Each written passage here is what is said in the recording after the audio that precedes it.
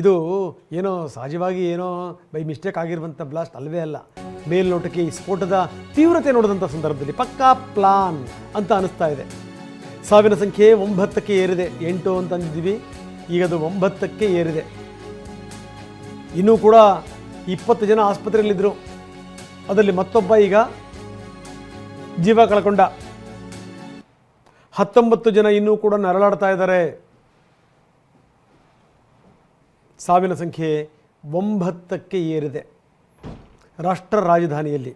It's very important. ರಾಷ್ಟ್ರ ರಾಜಧಾನಿಯಲ್ಲಿ ಈ ರೀತಿ ಆಗೋದು ಡೆಲ್ಲಿನಲ್ಲಿ. ಅದಕ್ಕೆ ಯಾಕೆ ಒಂದನ್ನು ಅರ್ಥ ಮಾಡ್ಕೋಬೇಕು ನಾವು ನೀವು. ದೆಹಲಿಯನ್ನು ಯಾಕೆ ಈ ರಾಜ್ಯ ಸರ್ಕಾರದ ಅಧೀನಕ್ಕೆ ಕೊಡೋಕ್ಕಾಗಲ್ಲ ಅಂತಂದರೆ ದೆಹಲಿಯ ಭದ್ರತೆಯನ್ನು ಇದೇ ಕಾರಣಕ್ಕೇ ಬಡ್ಕೊಂಡ್ರಲ್ಲ. ಹಂಗನೇ ಲೋಕಸಭೆಯಲ್ಲಿ ಕೂತ್ಕೊಂಡು ದಿಲ್ಲಿಯನ್ನು ನೀವು ನಮ್ಮ ಇದಕ್ಕೆ ಕೊಡಬೇಕು. ಯಾವ ಸರ್ಕಾರ ಆಳ್ತಿರೋದು, ಅದು BJPನೇ ಆಳ್ತಿರಲಿ, ಕಾಂಗ್ರೆಸ್ಸೇ ಆಳ್ತಾ ಇರಲಿ. ಶೀಲಾ ದೀಕ್ಷಿತ್ ಅಂತವರು ಸಾಲಾಗಿ ಮುಖ್ಯಮಂತ್ರಿ ಆಗಿದ್ದರು, ಆಮ್ ಆದ್ಮಿ ಪಾರ್ಟಿ ಆಗಿರಲಿ, ಕೊಡೋಕ್ಕಾಗಲ್ಲ. ಯಾಕಂದರೆ ರಾಷ್ಟ್ರ ರಾಜಧಾನಿಯಲ್ಲಿ ಅಷ್ಟೊಂದು ಚಟುವಟಿಕೆಗಳು ನಡೀತಾ ಇರ್ತವೆ. ರಾಷ್ಟ್ರ ರಾಜಧಾನಿಯಲ್ಲಿ ಬ್ಲಾಸ್ಟ್ ಆದರೆ ಅದು ವಿಶ್ವಕ್ಕೆ ಒಂದು ತಪ್ಪು ಸಂದೇಶ, ದೇಶಕ್ಕಲ್ಲ ವಿಶ್ವಕ್ಕೇ.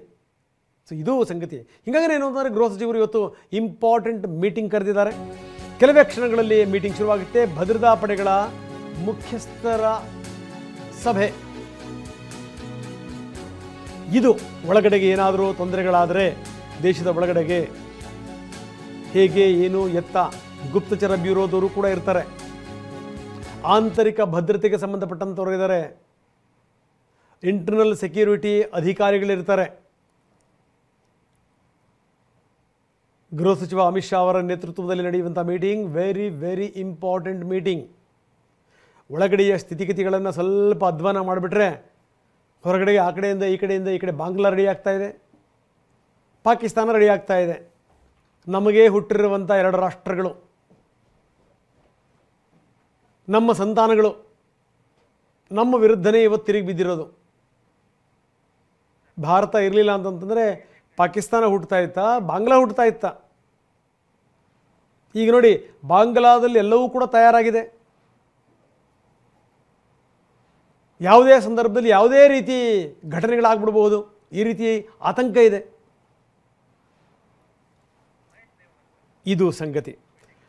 ಬನ್ನಿ, ನಮ್ಮ ಪ್ರತಿನಿಧಿ ಮಹೇಶ್ ನಮ್ಮ ಜೊತೆಗೆ ಸಂಪರ್ಕದಲ್ಲಿದ್ದಾರೆ. ಮಹೇಶ್, ವೆರಿ ಇಂಪಾರ್ಟೆಂಟ್ ಮೀಟಿಂಗ್, ಭದ್ರತಾ ಪಡೆಗಳ ಮುಖ್ಯಸ್ಥರ ಜೊತೆಗೆ ನಡೆಯುವಂಥ ಮೀಟಿಂಗ್. ಯಾರ್ಯಾರು ಅಧಿಕಾರಿಗಳಿದ್ರೆ ಪಾಲ್ಗೊಂಡಿರ್ತಾರೆ ಗೊತ್ತಿದೆ, ಯಾಕಂದರೆ internal security is very important. ಅದಕ್ಕೆ ಸಂಬಂಧಪಟ್ಟಂಗೆ ಆಗ್ತಿರುವಂಥ ಮೀಟಿಂಗ್ ಎಷ್ಟೊತ್ತಿಗೆ?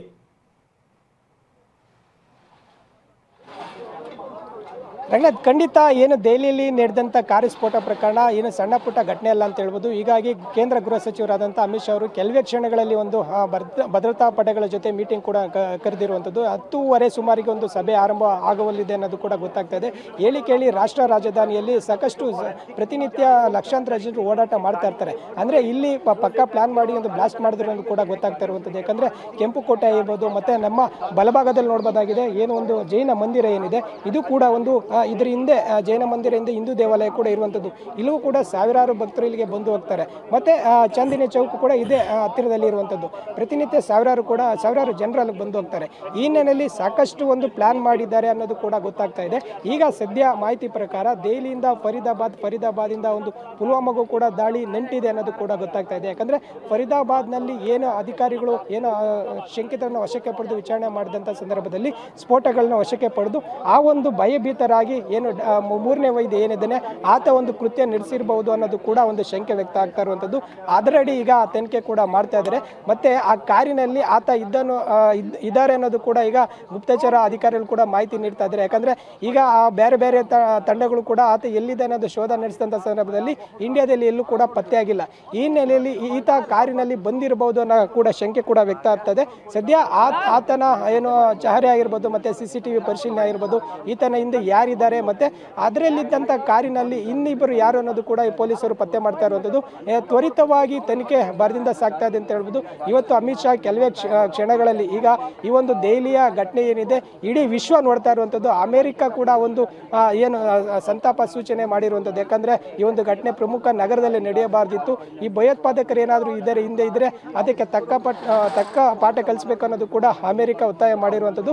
ಈ ಹಿನ್ನೆಲೆಯಲ್ಲಿ ಬೇರೆ ಬೇರೆ ದೇಶಗಳು ಕೂಡ ಈಗ ಇದನ್ನು ನೋಡ್ತಾ ಇರುವಂಥದ್ದು. ಹೀಗಾಗಿ ಇದು ಸಣ್ಣ ಪುಟ್ಟ ಘಟನೆ ಅಲ್ಲ ಅಂತ ಹೇಳ್ಬೋದು. ಕೇಂದ್ರ ಸರ್ಕಾರ ತ್ವರಿತವಾಗಿ ಒಂದು ಗಂಭೀರವಾಗಿ ಘಟನೆಯನ್ನು ಪರಿಗಣಿಸಿದೆ. ಸದ್ಯ ಎಲ್ಲ ಆಯಾಮಗಳಲ್ಲೂ ತನಿಖೆ ಮಾಡ್ತಾ ಇದ್ದಾರೆ. FSL ಪ್ರಮುಖವಾಗಿ FSL ಅಧಿಕಾರಿಗಳು ಇಂಚಿಂಚು ಭೇದಿಸ್ತಾ ಇದ್ದಾರೆ ಅಂತ ಹೇಳ್ಬೋದು. ಯಾಕಂದರೆ ಕಾರ್ ಯಾವ ಥರ ಬ್ಲಾಸ್ಟ್ ಆಯಿತು, ಬೇರೆ ಬೇರೆ ಏನೋ ಒಂದು ಸಾಮಗ್ರಿಗಳಿಂದ ಹಿಡಿದು ಎಲ್ಲವನ್ನ ಅದನ್ನು ಏನು ಸಂಗ್ರಹಿಸಿ ಈಗಾಗಲೇ ಪ್ರಯೋಗಕ್ಕೂ ಕೂಡ ಕಳಿಸಿರುವಂಥದ್ದು. ಈಗ ಅದರ ವರದಿಗೋಸ್ಕರ ಕೂಡ ಕಾಯ್ತಾ ಇದ್ದಾರೆ.